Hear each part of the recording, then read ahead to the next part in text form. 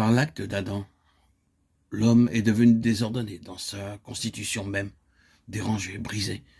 Il est devenu une autre espèce d'être.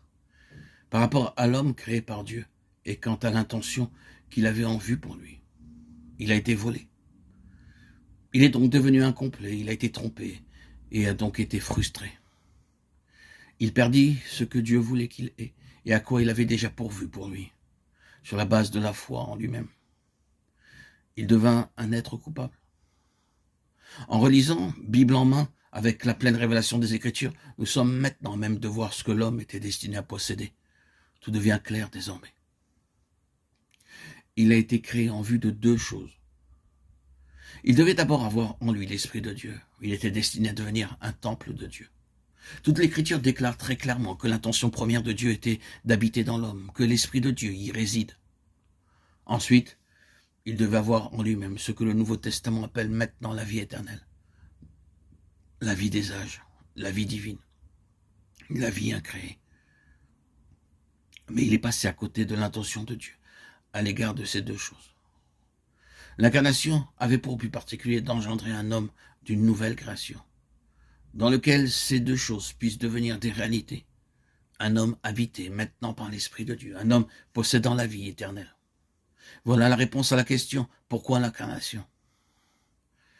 Et permettez-moi de répéter que le Seigneur Jésus n'a pas effectué cela comme quelques réalisations, transactions ou œuvres exécutées.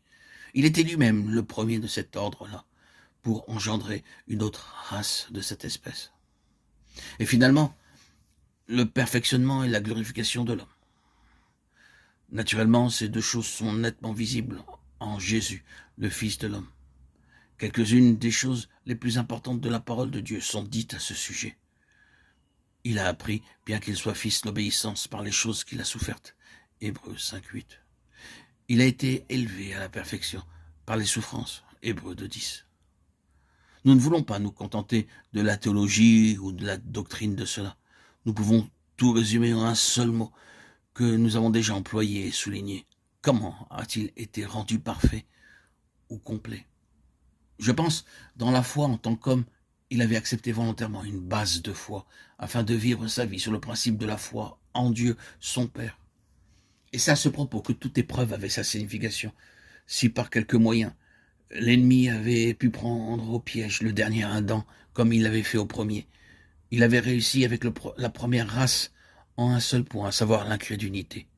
Une manœuvre aussi couronnée de succès ne pouvait que l'amener à croire qu'il n'y en avait pas de meilleur. Voilà le stratagème qui réussit. C'est là le point de mire. C'est ce que nous pouvons presque l'entendre dire.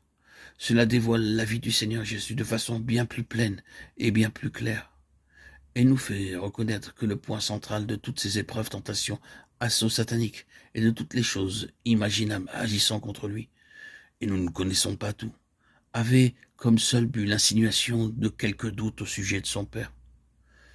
L'ennemi savait que la ruine d'une nouvelle création pouvait être amenée sur ce seul point.